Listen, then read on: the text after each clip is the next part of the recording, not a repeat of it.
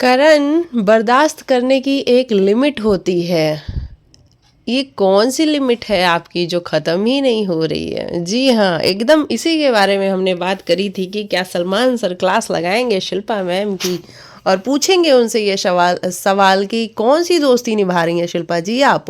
आप उस टास्क में ईशा के फ़ेवर में ज़्यादा थीं या करण को आपको लेट डाउन करना था, इस फ़ेवर में आप ज़्यादा थीं? और सेम सवाल सलमान सर ने पूछा भी है, तो मुझे काफ़ी सही लगा कि चलो इस वीकेंड पे एक सवाल तो शिल्पा से पूछा गया जहाँ पे शिल्पा को कम से कम अपने जस्टिफिकेशन में कुछ कहना पड़ेगा, कुछ बताना पड़ेगा, नहीं तो शिल्पा से तो सलमान सर बिल्कुल ही बात नहीं करते हैं, मतलब उनसे सवाल नहीं करते हैं, उन पे एलिगेशंस नहीं लगते हैं।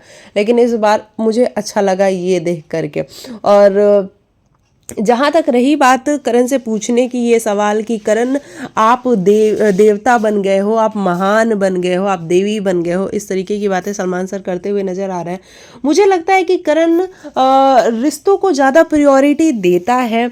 अब ये अगर कहा जाए कि करण एड़ा बन के पेड़ा खा रहा है, मतलब कि वो जान रहा है कि शिल्पा जी उसके साथ नहीं है, उसके बावजूद भी वो शिल्पा के साथ ही जाता है, तो मैं इस बात से थोड़ा-सा कम एग्री करती हूँ। मैं समझती हूँ कि होते हैं लोग दुनिया में ऐसे जो जानते हैं कि ये रिश्ता मेरे बेनिफिट के लिए नहीं है, लेकिन फिर भी उस रिश्ते को आगे लेके चलते हैं और करण भी उनमें से एक। हालाँकि करण ये कहता हुआ नज़र आ रहा है कि मैं समझता हूँ कि अगर शिल्पा जी अपने वर्ड्स को ज़्यादा प्रायोरिटी दे रही थी, फ्रेंडशिप को कम प्रायोरिटी दे रही थी, तो ये रिश्ता मेरे लिए नहीं है और अब मैं नहीं के समान ही लेके चल रहा हूँ, ऐसा करण ने बोला है।